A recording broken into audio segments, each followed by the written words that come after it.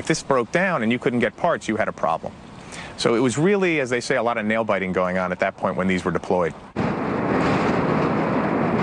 On the first night of the attack, there was a Marine Corps group that was out front that was guarding a forward supply area with fuel and so forth. And the Iraqis had an attack going, and there was fog and so forth. And the only equipment they had besides their personal weapons, their M16s, were Humvees with a couple M60 machine guns on top.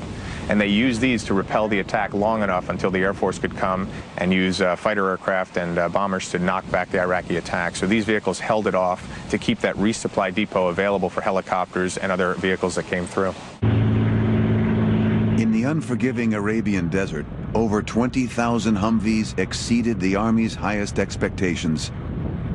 It's a statement by an Iraqi brigade commander who said something to this effect, that the United States Air Force bombed us for 3 weeks, and we lost a few tanks and some people, and then along came the 2nd Cavalry, and we lost the whole brigade in an afternoon. On the battleground and behind the lines, the Humvee played many roles, from missile launcher to ambulance. The new vehicle even withstood unusual testing from the soldiers of Desert Storm. The game they used to play during the Gulf War was to see who could get the vehicle stuck in the bogs and the mud. They were never able to do it. They were that good.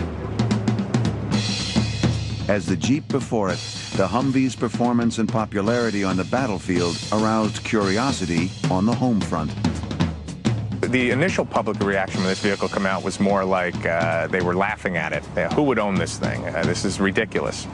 But when Arnold Schwarzenegger expressed interest in purchasing a Humvee, the radical new vehicle caught on with the public.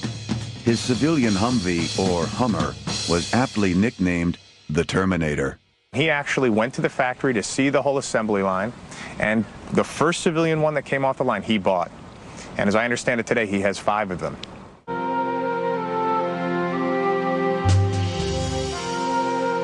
World War II correspondent Ernie Pyle called the Jeep faithful as a dog, strong as a mule, agile as a goat. When asked how the Allies won the war, Eisenhower, Patton, and Churchill all listed the Jeep among the most crucial factors. I think the spirit of the Jeep still lives in the concept and the idea of the Humvee. It's still the idea to provide a full-use vehicle for off-road capability. I miss the Jeep. It's still here in the form of the Wrangler, but I don't think it's gone either. It'll be back. From the horse to the Jeep to the Humvee, success in battle has always depended on mobility.